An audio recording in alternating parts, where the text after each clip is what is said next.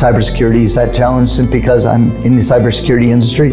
But you can see that that was the topic today of cybersecurity.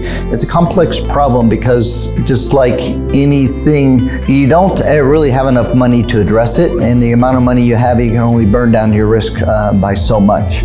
So when we look at the public, there's a lot of pressure to spend less, and but when anything goes wrong, obviously it's going to be in the first front page of the paper, and it's even harder sometimes to make decisions, I think, in the public market around what you need to do. And cybersecurity is a fast-moving market. It's changing continuously.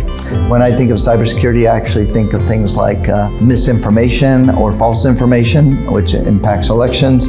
But the employee base in the government, for example, the attacks around phishing and things are getting so sophisticated, it's extremely hard to protect yourself against many of these types of attacks.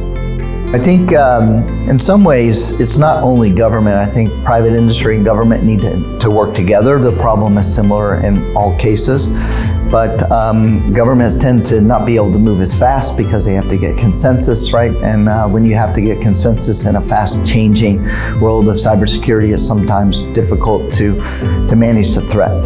So I think if I look at the government community, that's what's one of the bigger challenges. And obviously when you want to bid work and do things, you have to have a very strict contract in place, whereas we don't really know what we're going to need in 6 months in cybersecurity because the threat and everything changes so quickly. So I think part of the biggest challenge is just getting the word out and getting to all the right people. And by the way, I love the South Australia community. Is very well connected, right? Particularly in the security space, everybody knows everybody and things like that. But to get the word out and communicate and collaborate is super important, and I think that's really where this all comes together.